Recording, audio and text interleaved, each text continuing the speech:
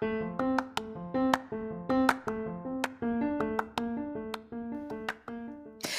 there, and welcome to the daily podcast where wisdom smacks us with kisses or love taps.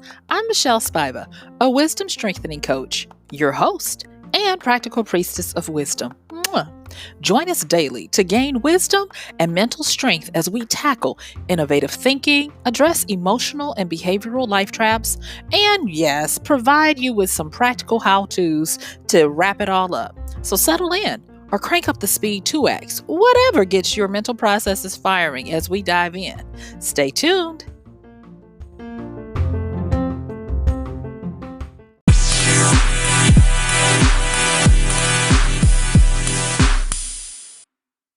Yay!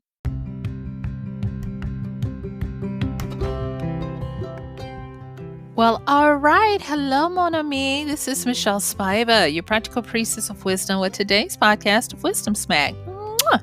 Join me today because we're going to be doing some things that we've done in the past, and that is I'm going to be giving you a few diagnostic tips to be able to self-evaluate whether you need a tweak or an overhaul. So what I want you to do is I want you to get some notes out if you need to, or just relax and turn me on 2x and chill out with me as we go diving into why most people think they need a tweak when they might need an overhaul. So stick with me. I'll see you on the flip.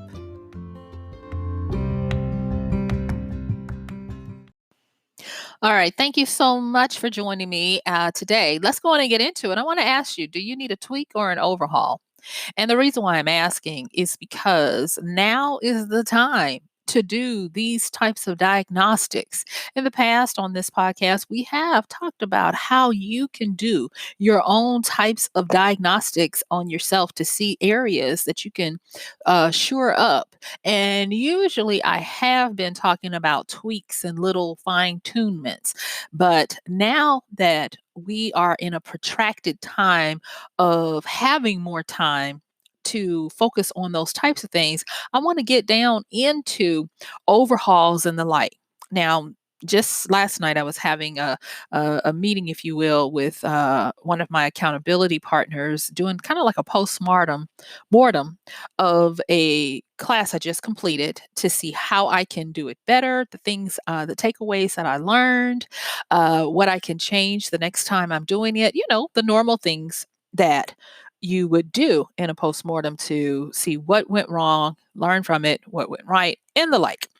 And we got to the point where I knew that I needed to take some time until we meet again next week and brain dump and do a lot of getting it out of my head now that we had discussed it, to see the direction that I want to go next, because I'm always trying to do better.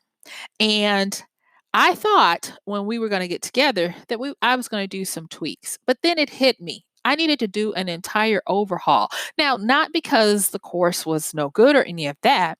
The reason why I decided that after I had done more scribbles on paper into the late hour last night, that I needed an overhaul was because of the very thing that I'm going to be talking about with you today. And that is when to know if it's surface or it's radical. And the other day, I was talking to a class about this very thing. And I've even mentioned it on other, podcasts that I've talked about. So let's talk first of all about diagnostics that we can use. So, for instance, the radical versus superficial. Superficial means surface, just like you would think. It is equivalent to a tweak. It is that part that usually is going to hit you in the level of the vascular. Uh, uh, excuse me, visceral. Duh.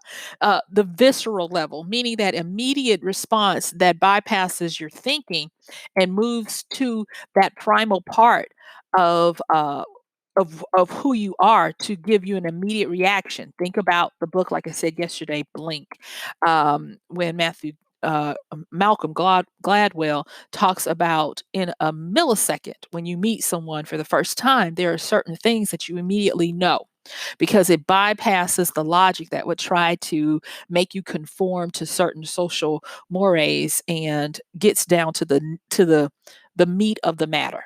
And then uh, so that is going to be your superficial. It's like I said, it's going to be surface. It's going to maybe go just under the surface a little bit to root out some things. But then there is this part of us that we need more time to get down to it. It takes time to get down to it. It takes time to root it up. Now, this is when if you can't tweak or solve the issue by doing that visceral reactiveness, that changing up a little, things like, split testing. And when I say split testing, forgive me, I'm mixing business with wisdom here. But what I'm talking about is changing little things one at a time to see if you get back to the results that you were used to or you were looking for. And if that is not the case, then you're possibly looking at something that's going to need to be radical. And radical means that you bore down to the bone, to the base, to the nucleus, the center, the part that is vital for whatever it is to take effect. Okay. And for this, I'm going to have to pull out some of my training from.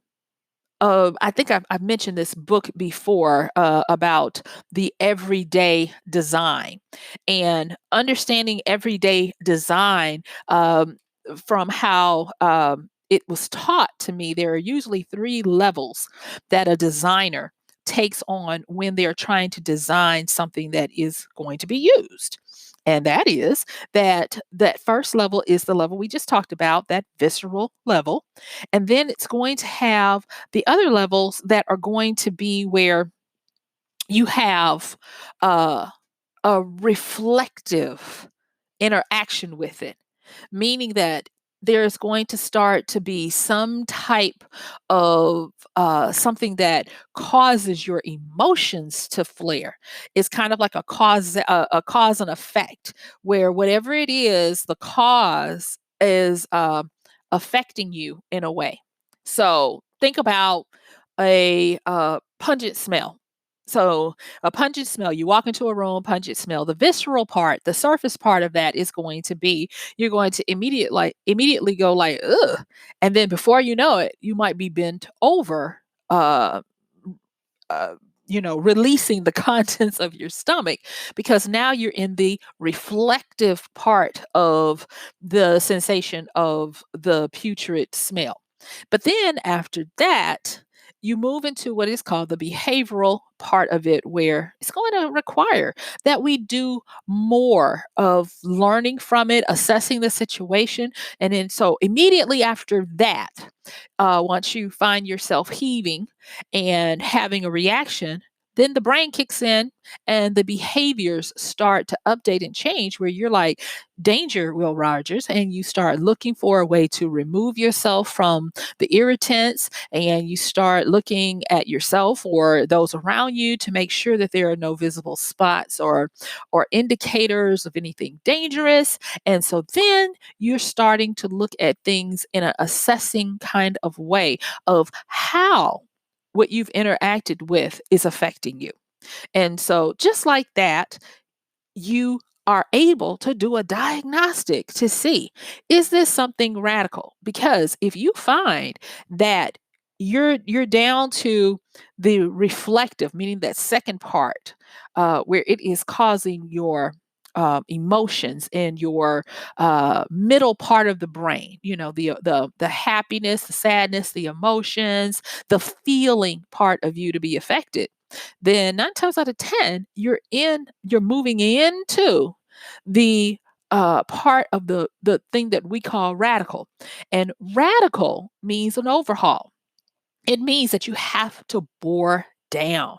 It means that you're going to need to remove and examine unpack what was in there, and anything that was in the situation that you're dealing with that has festered, has become moldy, has disintegrated, any of the things that you are unpacking that are not whole or not up to date, not compatible with where you're moving to, they have to be removed. They have to be excised. They have to be done away with. Because when you're doing what is needed to continue to get the efficacy, the effort, and the efficiency of what it is you're trying to gain, you must, and I say that with all sincerity, you must be willing to go radical to do that. Now, the weirdest thing that I have learned in whether I am working with one on one clients, teaching a class, or writing my books for market, or whatever it is that I am endeavoring to do, over time, have come to this understanding that most people always think they only want a tweak or need a tweak. And tweaks masquerade in different formats. What they do, they are quick fixes. The other day, I did a podcast talking about golden eggs and silver bullets, and that's what most people want. They believe that if they can get a quick tip, an answer, or a tweak, that all their problems are going to be solved. When 9 times out of 10, they don't qualify for those very things. And the reason why they don't qualify for them is because it's equivalent to putting cold cream on cancer. It doesn't work. This is not a surface issue because the underlying part is rotten. The underlying down to the bone needs to be excised out, bore a hole down, and unpack to release and remove all of that is disease, that is unable to keep up, outdated, putrid, all of those horrible things that we don't like to think about.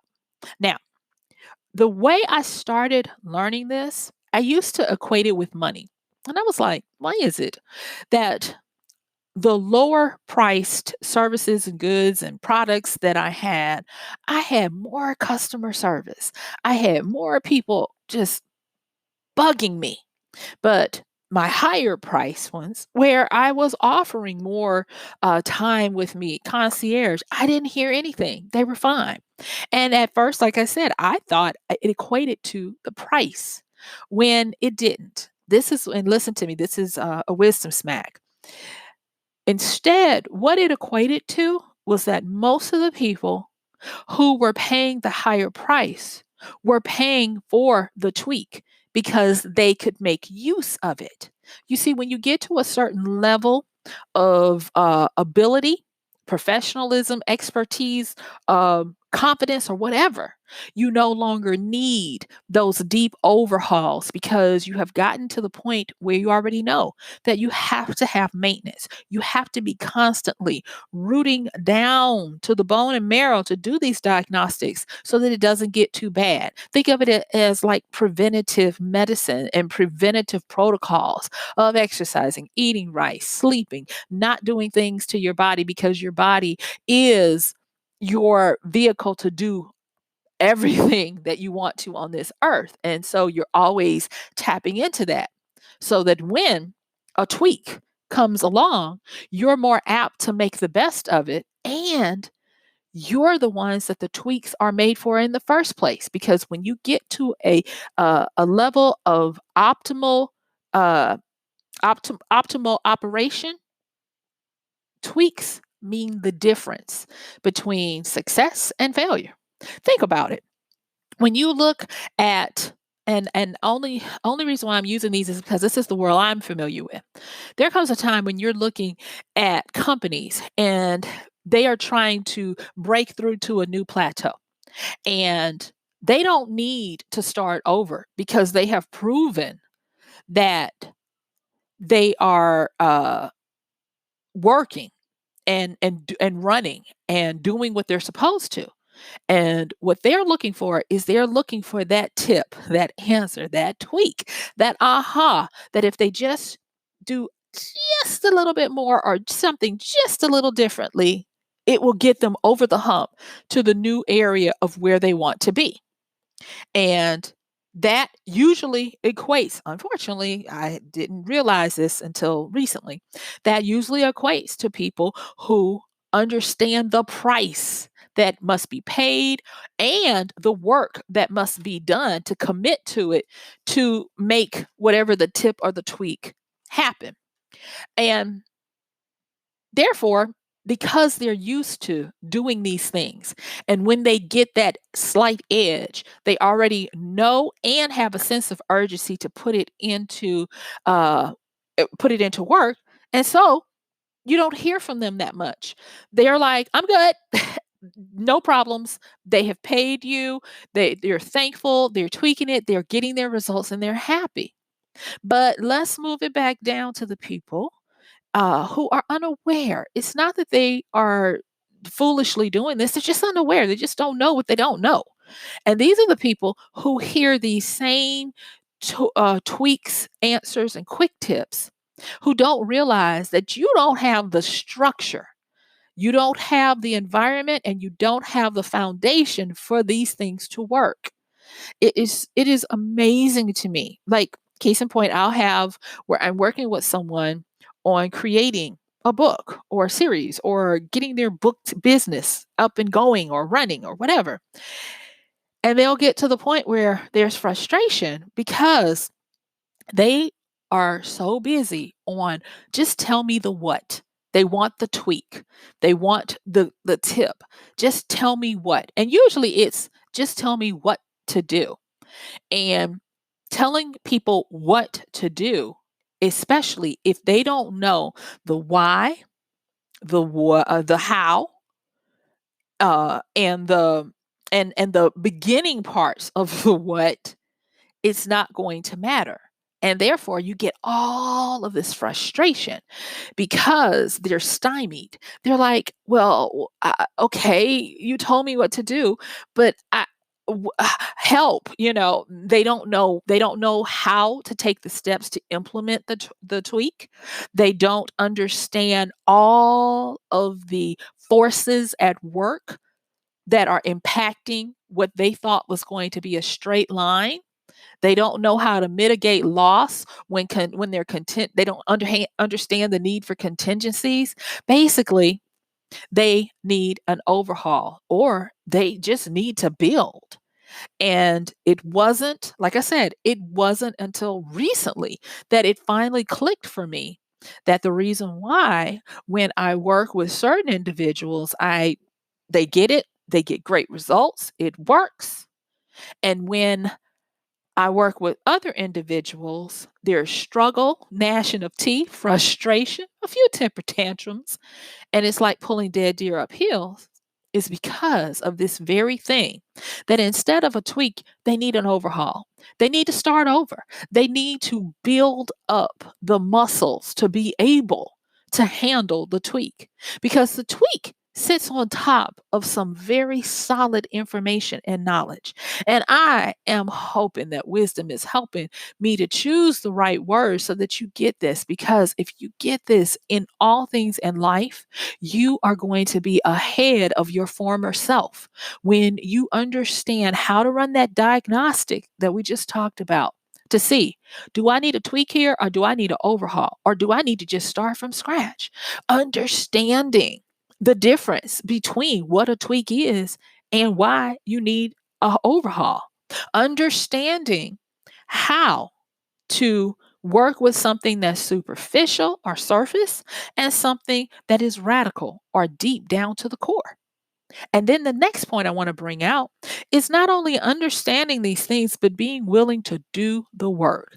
Now, this is where I falter a lot. And yet, and still, every day I get up and I try to do it because there are many, many areas in my life that I am in radical overhaul. It is hard.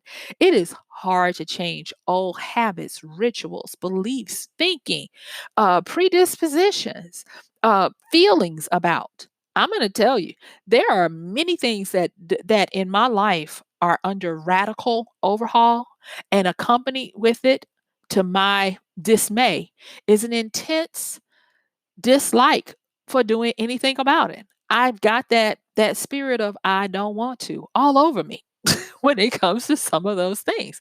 But I know they have to change. I know that by the grace of being able to go on this wisdom walk with you each day, I'm starting to be exposed to a lot of those dark sides of my own moon that have been in disrepair for a while. And yet, and still, I have the nerve and the audacity to think that I can get a quick tip, inside a secret uh, answer, or dare I say, a tweak, and think it's going to do anything. It's like slapping on water, not even cold cream, water on cancer. It's not going to do anything.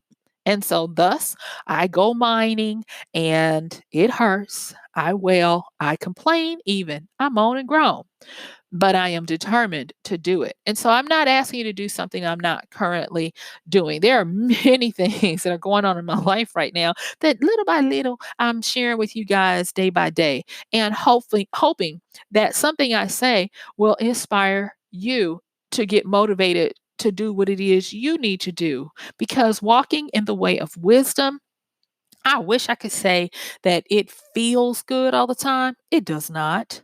Instead, what I will say is it is necessary temporary discomfort for eternal gain and pleasure or joy. I'll say joy more so than pleasure. And the earlier you can do it, the faster you can get to it. See, for me, I'm one of them late bloomers all along. It takes me forever to get something. But when I do get it and I start to understand it, I am willing to share it. So let's get into the last part of what I wanted to say today about figuring out if you need a tweak or an overhaul. One of the other maladies of this is that for some people, they're always digging in holes they got no business being in. And I am talking about those areas where you're picking at it. You know how people sometimes pick at things to the point where they make them worse? When you have those situations, that is also part of a radical overhaul that you need. And that radical overhaul involves, as my grandmother says, say it with me, get somewhere and sit down. That's what she would say.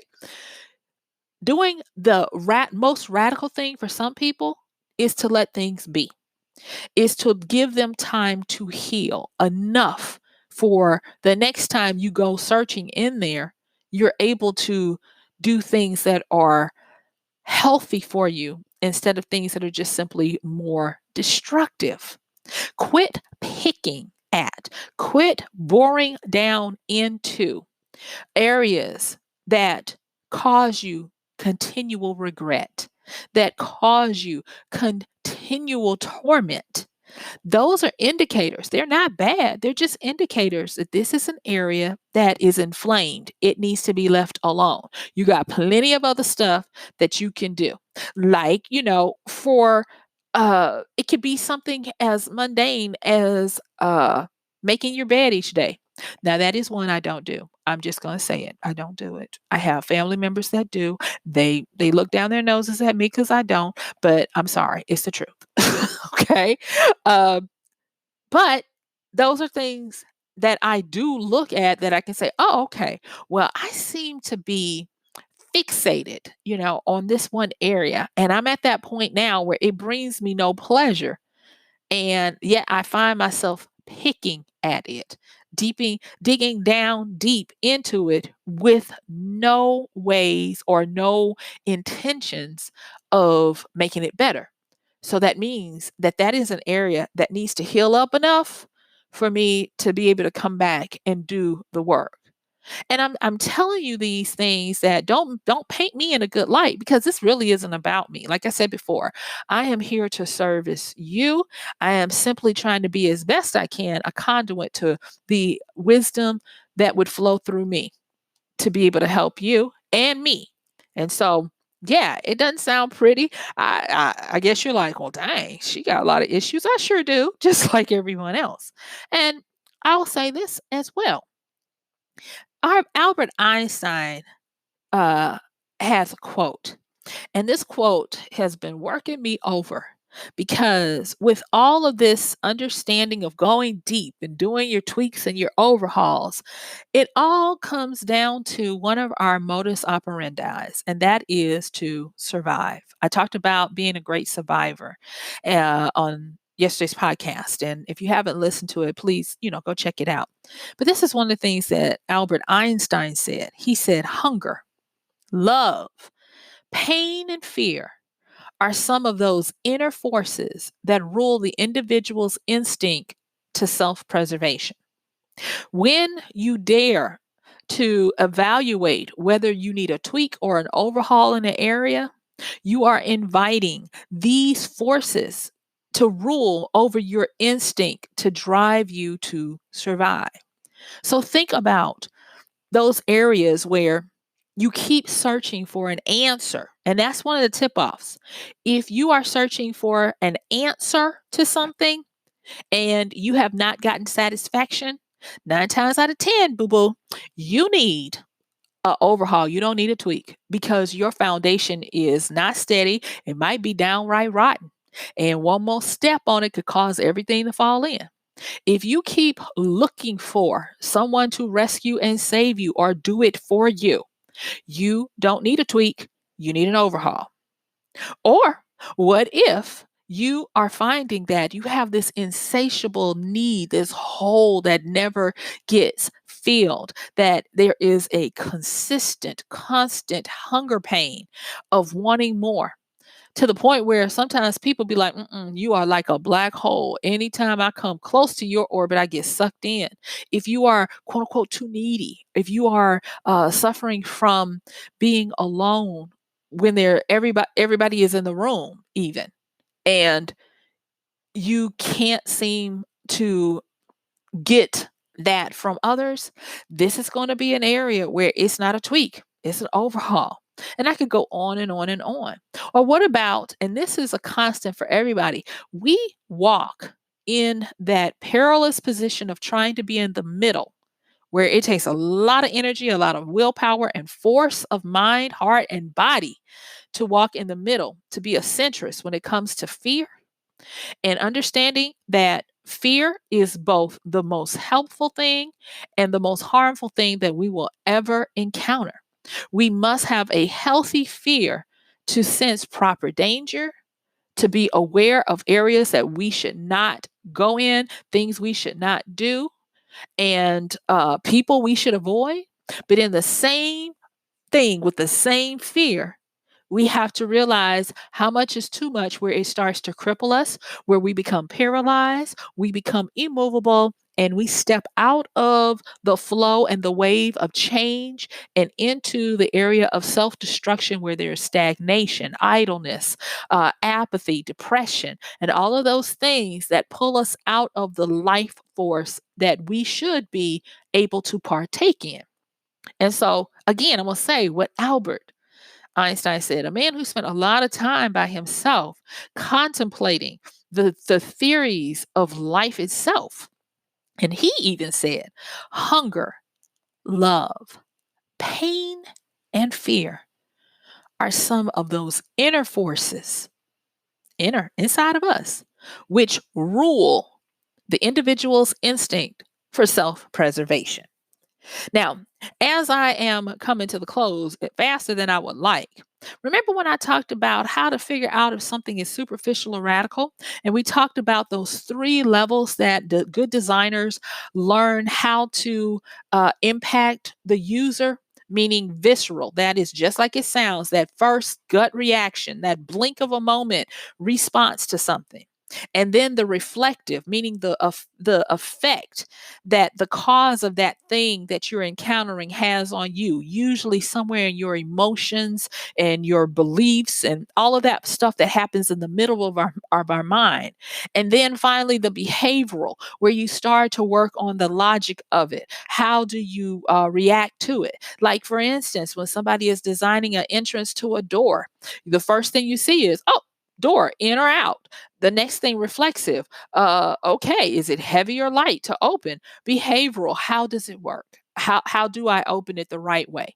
And these things, they can happen quite fast, but they still need to be considered. And understanding that in this kind of time, when you have time to start going through and running your diagnostics of whether something is a tweak or an overhaul, what you want to do is those things that blare out to you in the visceral and reflective areas are areas where you're going to just be like, okay, these I probably need to go deeper because there is something within me that is causing me to have this type of reaction. But whereas when you have other stuff and you look at it and you're like, that would be nice. Or, yeah, I could do that. And you have this confidence and you have this clarity of exactly how to use that tweak, how to use that answer, that tip, that insider secret, then that's going to be something that qualifies as a tweak. And so, guess what? Darn it, I looked at this timer and my time is up, y'all. I tell you, every day. But I thank you for coming back each day.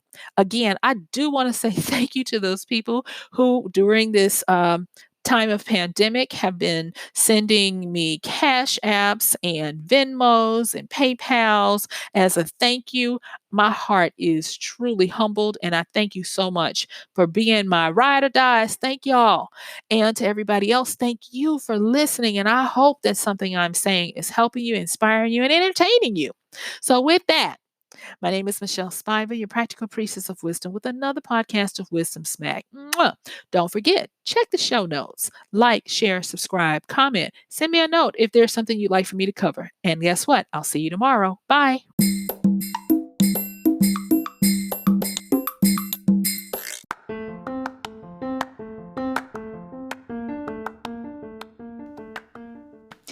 And that's going to do it for today's podcast of Wisdom Smack with MichelleSpiva. If you like this podcast, please help us get the word out. Like, comment, subscribe, and even share. And if you really like it, please help us continue to get the word out by considering using this show's link for Amazon. So when you want to go to Amazon and you do all of your general shopping, please use MichelleSpiva.com/AMZ. It's simple as that. It doesn't cost you anything extra, and this show might receive a little bit of commission that will go towards helping to further get these episodes out to you and to others. So thank you so much for listening. This has been MichelleSpiva with Wisdom Smack. Bye.